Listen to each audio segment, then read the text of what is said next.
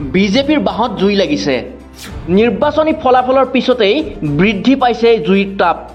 নিজৰ মাজতেই যুদ্ধ লগাত ব্যস্ত বিজেপিৰ নেতাসকল। ন বিজেপি ভাৰ্চেছ পুৰণি বিজেপি। মুখ্যমন্ত্ৰীক উভতি ধৰিছে বিধায়ক মৃণাল শইকীয়াই। বিজেপিৰ বাহত জুই লাগিছে। ঘৰুৱা কাজিয়াত ব্যস্ত বিজেপিৰ নেতা। ন বিজেপি আৰু পুৰণি বিজেপিৰ যুঁজত এলান্ধু লাগিছে বাজপেয়ী ভৱনত। লোকসভা নিৰ্বাচনৰ ফলাফল ঘোষণাৰ পিছতেই তুংগত উঠিছে বিজেপিৰ আভ্যন্তৰীণ সংঘাত। মুখ্যমন্ত্ৰী ডক্টৰ হিমন্ত বিশ্ব শৰ্মাক উভতি ধৰিছে পুৰণি বিজেপি নেতা তথা খুমটাই সমষ্টিৰ বিধায়ক মৃণাল শইকীয়াই। লগতে বিজেপিৰ একাংশ নেতা মন্ত্ৰীৰ বিৰুদ্ধে নিষেধাজ্ঞা প্ৰকাশ কৰিছে পুৰণি বিজেপি নেতা অশোক শৰ্মাই। উল্লেখ্য যে গৌৰৱ গগৈক শুভেচ্ছা জনাইছিল মৃণাল শইকীয়াই। তাৰ পাছত যেন গা জ্বলি পুৰি গ'ল হিমন্ত বিশ্ব শৰ্মাৰ। মৃণাল শইকীয়াক উদ্দেশ্যি হিমন্ত বিশ্ব শৰ্মাৰ মন্তব্য। মৃণাল শইকীয়াই নৰেন্দ্ৰ মোদীক শুভেচ্ছা নজনাই বিৰোধী দলৰ বিজয়ী প্ৰাৰ্থীক অভিনন্দন জনাইছে। মোৰ এনে ধাৰণা হৈছে যে মৃণাল শইকীয়াই হয়তো বেছিদিন বিজেপিত নাথাকিব।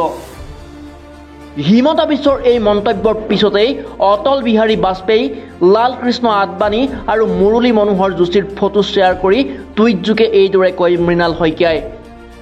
মই এইসকল মহান নেতাৰ আদৰ্শ গ্ৰহণ কৰি বিজেপিৰ প্ৰতি আকৰ্ষিত হৈছিলোঁ আৰু তেওঁলোকৰ পৰা সকলোৰে প্ৰতি সন্মান প্ৰদৰ্শন, শিষ্টাচাৰ আদি শিকিছিলোঁ। কিন্তু বিৰোধী পক্ষক অভিনন্দন জনোৱাটো অপৰাধ বুলি আজিহে মুখ্যমন্ত্ৰীজনৰ পৰা জানিলোঁ।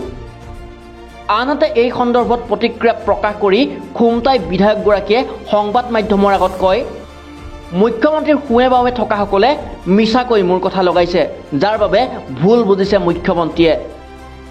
গৌৰৱ গগৈক অভিনন্দন জনোৱাটো কোনো কাৰণতেই ভুল হ'ব নোৱাৰে। গৌৰৱ গগৈৰ সৈতে মোৰ সম্পৰ্ক পৰিয়ালকেন্দ্ৰিক আৰু দীৰ্ঘদিনীয়া। 1998 চনত তৰুণ গগৈৰ বিৰুদ্ধে কলিয়াবৰ সমষ্টিত নিৰ্বাচন খেলিছিলোঁ।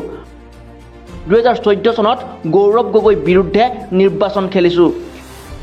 তেতিয়া তেওঁলোকৰ বিৰুদ্ধে নিৰ্বাচন খেলিছিলোঁ যদিও সুস্থ প্ৰতিযোগিতামূলক সম্পৰ্ক আছিল। আজিৰ দৰে তেতিয়া অস্থিৰ পৰিৱেশ নাছিল।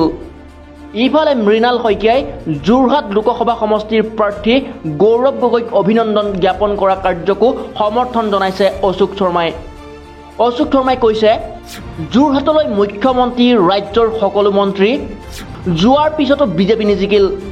একাংশ মন্ত্ৰীৰ উদ্ভট মন্তব্য, তুচ্ছ তাচ্ছিল্যৰ বাবেই যোৰহাটত বিজেপি পৰাস্ত হ'ল।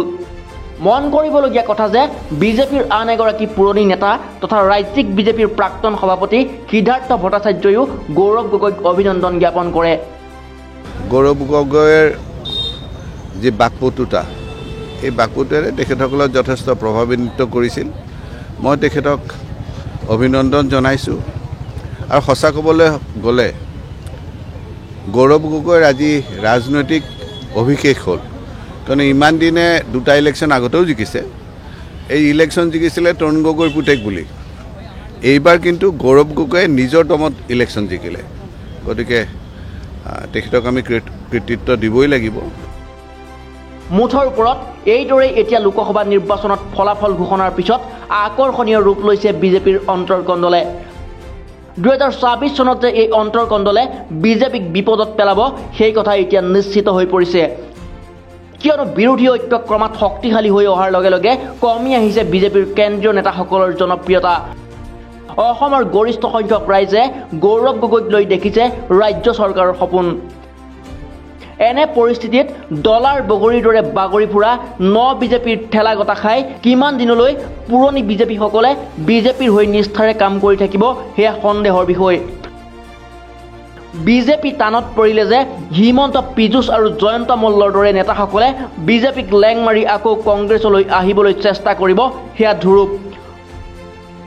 মুঠৰ ওপৰত কংগ্ৰেছক ধ্বংস কৰি থৈ যোৱা নেতাসকলে বিজেপিক যে ধ্বংসৰ গৰাহলৈ ঠেলি দিব, সেয়া সহজেই অনুমেয়। News desk report, the opinion.